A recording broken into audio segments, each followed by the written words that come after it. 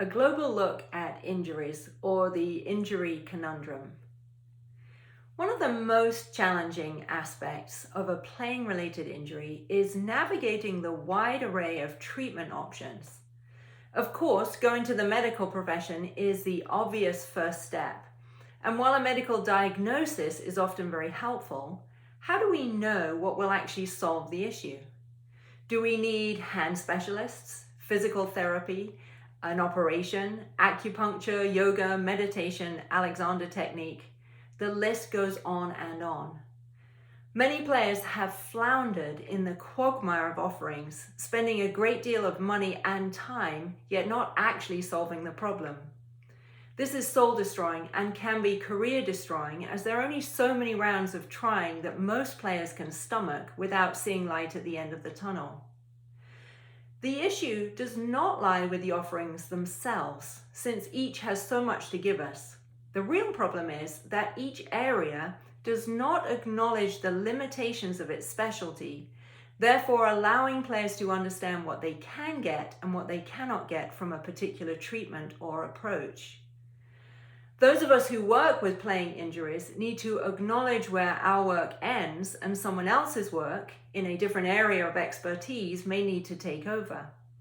Let's take an example. If someone has a tear in their shoulder that can only be repaired by an operation, then they need that surgery. Clearly, they will then need physical therapy to rehabilitate the muscles and joint afterwards. But if they then go back to playing the instrument exactly the same way as before, they will be back at square one pretty fast. Their actual playing, the way they use their arms, fingers, hands at the instrument playing the music, will need to be different if that core issue is to be solved. This part of the answer cannot come from the medical field, just as changing the player's technique couldn't have solved the tear in the shoulder.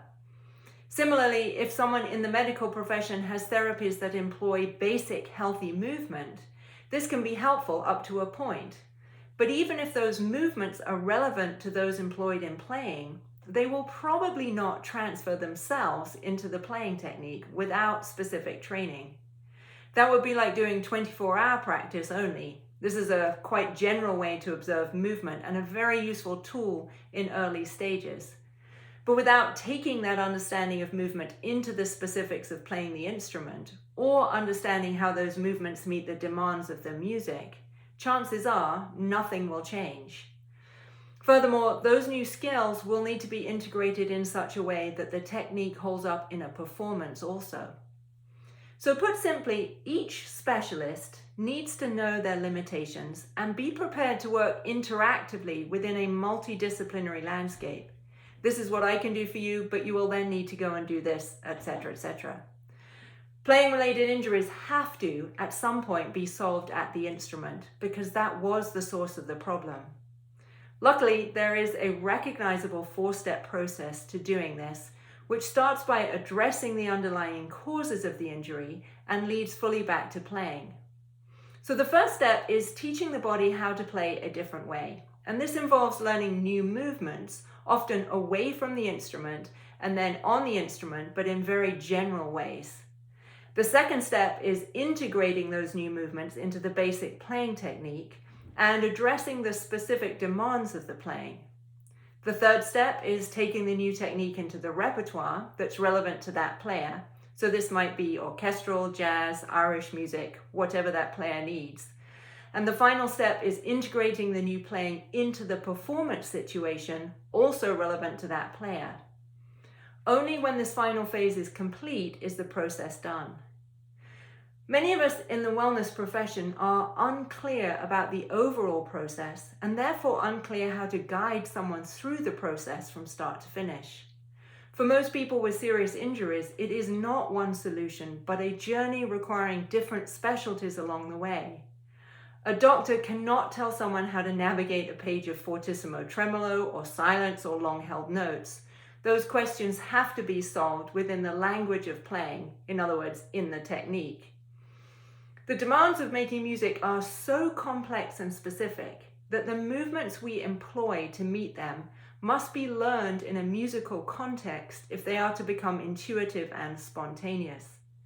It's therefore essential that we understand how the body processes movement at the instrument. Otherwise, we cannot play the music. We're just left trying to remember how high or low the shoulder or the arm should be, or to not bend the wrist, all while trying to play a concert. Conversely, if someone starts to work on new technique but has pain all over their body, then this will have to be addressed first.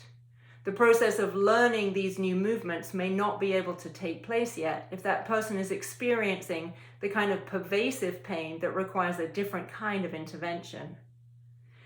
So what am I saying here? Those of us in the profession need to be publicly clear about the limitations of our work and to be willing to work together within different specialties to create a clear path for players with very serious injuries that is responsive to their individual needs at every stage. Solving such injuries is not a mystery at all, but we've made it so by hiding in specialist corners rather than acknowledging the benefits and necessity of interaction across disciplines. The cost of this to the players has been far too high. Surely, with all the tools of technology and communication at our disposal, it's time for a new approach.